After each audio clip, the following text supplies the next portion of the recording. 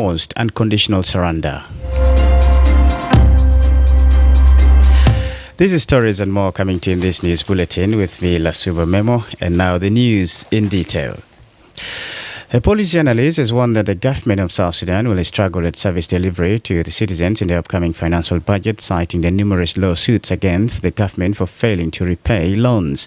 Boboya James is reacting to the latest move by the Qatari bank to sue Juba over a $700 million loan it borrowed in 2012. Reports had it that due to the delays, the South Sudan government entered into another agreement with the QNB in 2015 on how it intended to repay the loan it had borrowed. According to the deal restructured in 2016 and supplemented in 2018, South Sudan requested more money to be repaid within 15 years, starting in 2019. It's not clear how far the arrangement went. However, the bank claimed this money had not been fulfilled and threatened to sue the government in a U.S. court. According to Boboya, the Qatari bank meant to penalize South Sudan for breaching the agreement. In terms of its consequences, he said the government will not be able to provide services to its citizens as it will need to spend a lot of money to resolve the matter. Besides, he said the loan has been taken to be repaid using the oil money, but this money has been going into individual pockets. He recommends that President Salva Kiir strengthen the financial management system to ensuring the right of people are protected. The Western Bar El Khazal cabinet has banned the manufacturing and sale of alcoholic spirits and illegal drugs in the state. The decision reached on Monday followed a joint meeting between the State Council of Ministers and the State Security Committee. The sanctioned alcoholic brands are those with high volume, ranging between 12% to 41%. These include Uganda Weregi, Royal Blue, Imperial Distilled Gin, Boss Gin, Flash Vodka, and Jaguar Cocktail, among others. The banned drugs include tramadol and ice. The cabinet warned that factories violating the order would face a 20 million South Sudanese pound.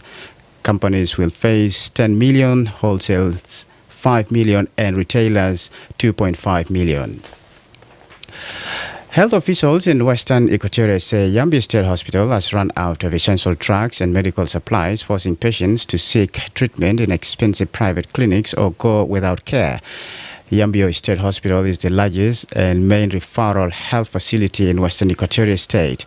Hospital authorities said the shortage has affected access to treatment for both common and chronic illnesses across the state. Dr. Kongo Samuel, the hospital's medical director, blamed the ongoing crisis on irregular delivery of medical supplies from Juba and the high number of patients the hospital services receives every day. The situation has made it hard for residents already struggling with economic challenges to access treatment. Alice Naumba, a woman who walked 10 kilometers from Bazungwa village to Yambio town, says she was frustrated to find that there were no drugs at the hospital. John Romano, a pharmacist at Yambio Hospital, said the family hardly has anti-malarial drugs, gloves, oral medicines, injections, and other key medical supplies. He also said the hospital is running out of important medicines for treating chronic illnesses such as diabetes. Authorities warn that if supplies do not arrive in the coming days, many patients will remain without treatment. They said this could lead to long-term health problems or even death.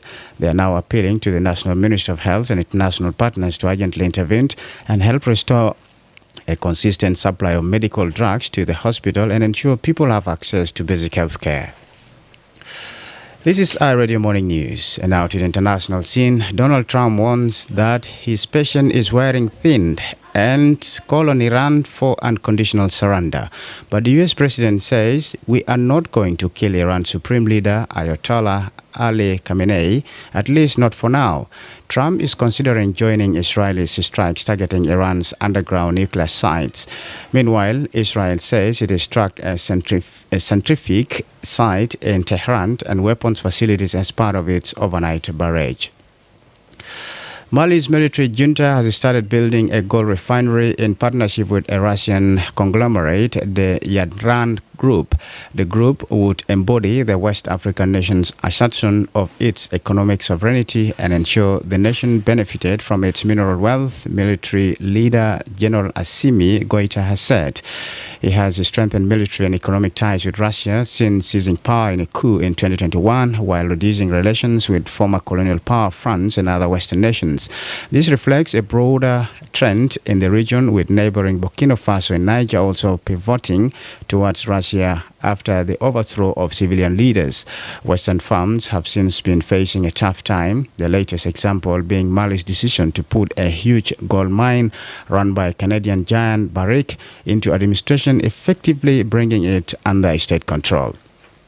This is iRadio News, and to end this bulletin, here's a recap of the headlines.